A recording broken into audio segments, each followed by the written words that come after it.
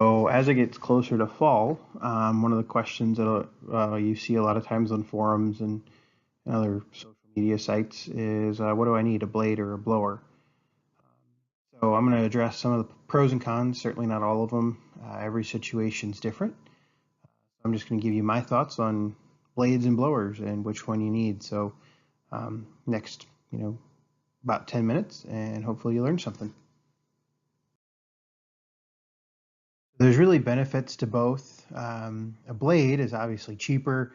There's less to maintain, less moving parts, and it can move a decent amount of snow. And then at the same time, a blower, which will even move more snow, you don't have to go out as often, so you can wait longer during snowfall, and it's much faster. So the two pictures on this slide or a 140 that I owned with the 54 blade, the 54 blades can move a decent amount of snow, and then I also have 49 blower on that 318 at the bottom picture. I think that was some really, really heavy snow. We got about 8 inches or so.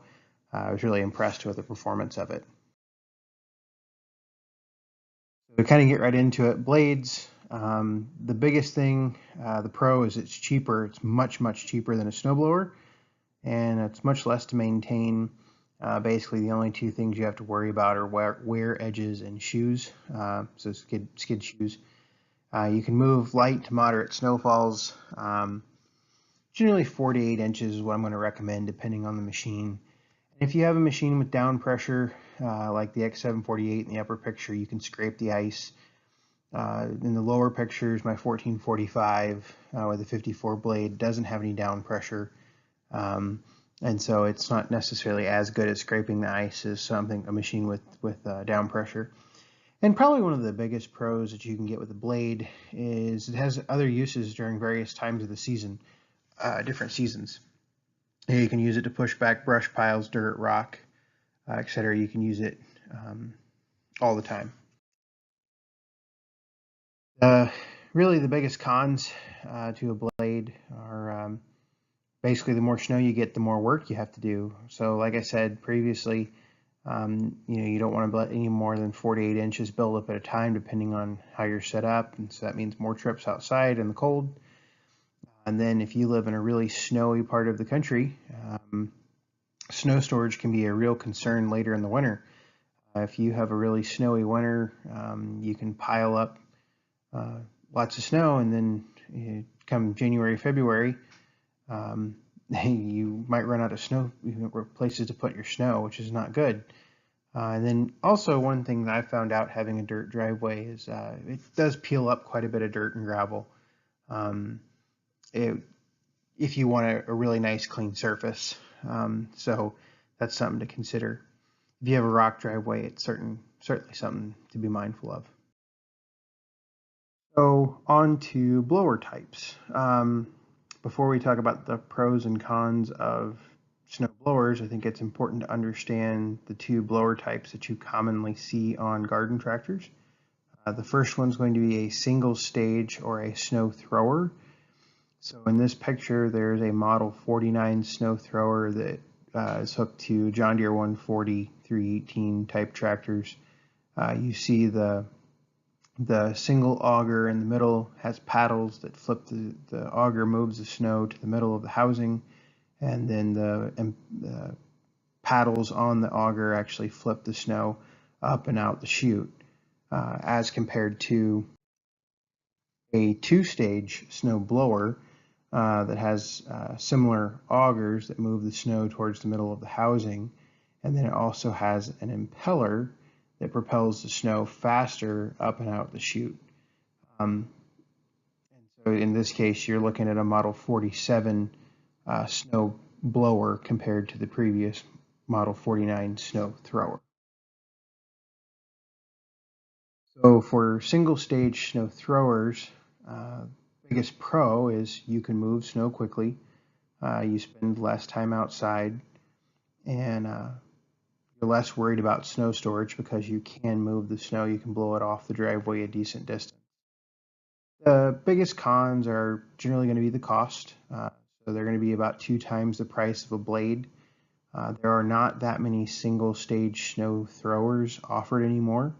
Most of them are now two-stage snow blowers, but on the older machines, so say like a John Deere 445, you have the option of a blade, which a blade exclusive of the quick hitch is going to run you $400 used, $450.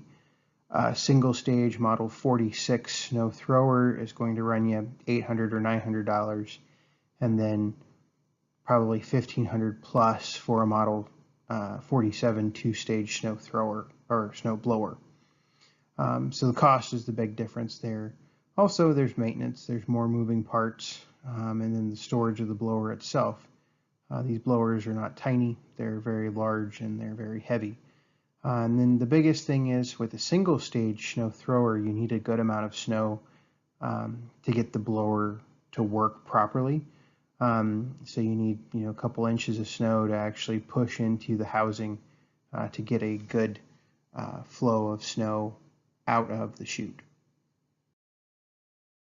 Then you have the two-stage blower, which obviously a big pro of the two-stage blower is it is going to move a ton of snow.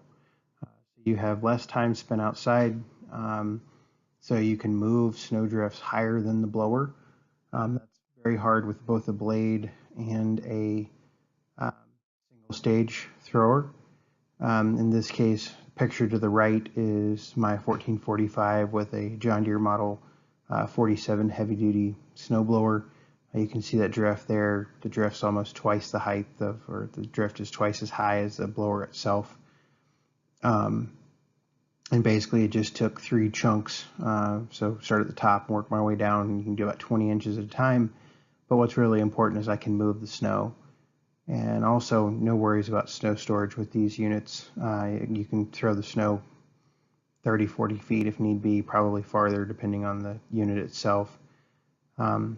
Obviously the cons, the biggest one's going to be the cost. If you're talking brand new, you'll run 3 to 4 times the price of a blade. Then you have more maintenance, gear oil, shear pins, chains.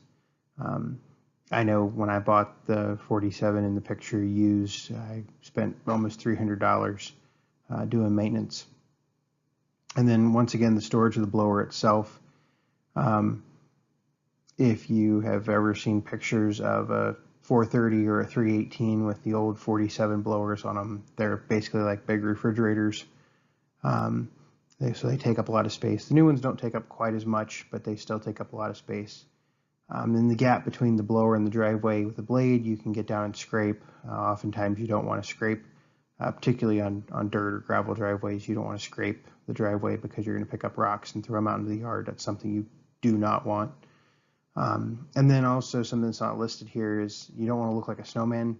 So oftentimes if you have a blower, any type of blower, you'll want some type of weather protection cab or weather enclosure, whatnot.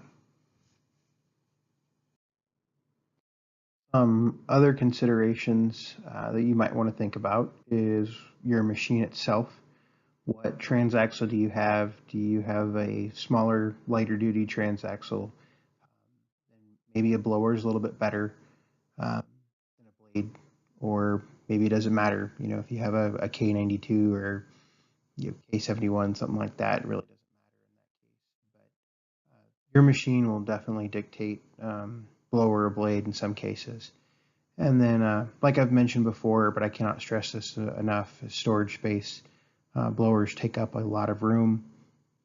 So you have I just grabbed a picture of an old storage cart I had, or I built a couple years ago. I've since taken it apart, but you can see how much room the 36 blower for the round fender takes up on top, and then the 49 blower below. So yes, storage space is a big deal with a blower. So to wrap up this video, 3 real big things is the first one's do your research. You need to do lots of research before you decide which one to buy. Obviously, it's great if you can buy both, but sometimes you don't need both.